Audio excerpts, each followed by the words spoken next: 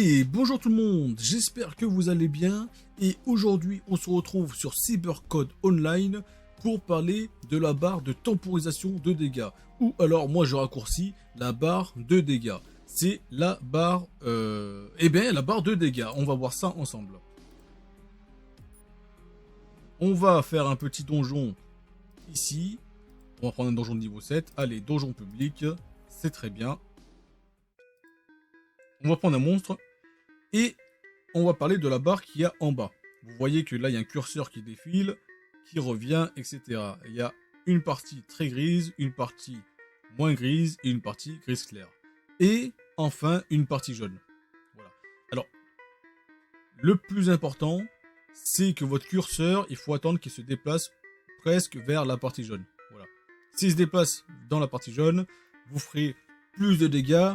Ou si par exemple vous avez des coups critiques, vous avez plus de chances de faire un coup critique s'il est dans cette zone ici.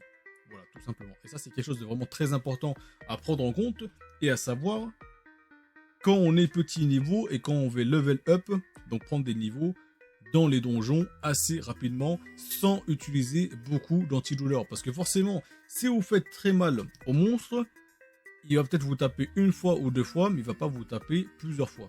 Maintenant, si vous faites des dégâts basiques sur le monstre, sans dégâts additionnés, eh bien, vous allez utiliser encore plus d'antidouleurs. Donc, ça va pas être rentable pour vous.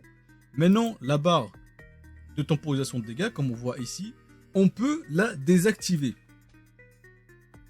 Alors, moi, personnellement, si vous faites des donjons, je conseille de ne pas la désactiver.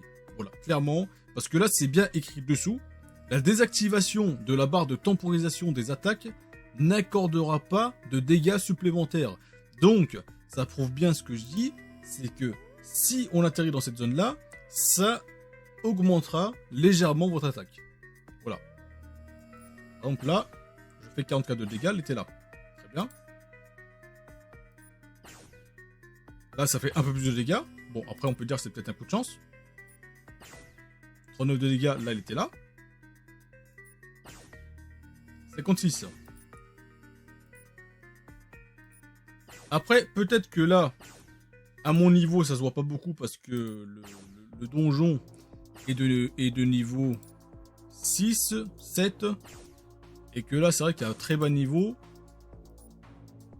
le monstre est quand même assez fort en face. Je suis obligé de me soigner plusieurs fois. Déjà, il a plus de vie que moi.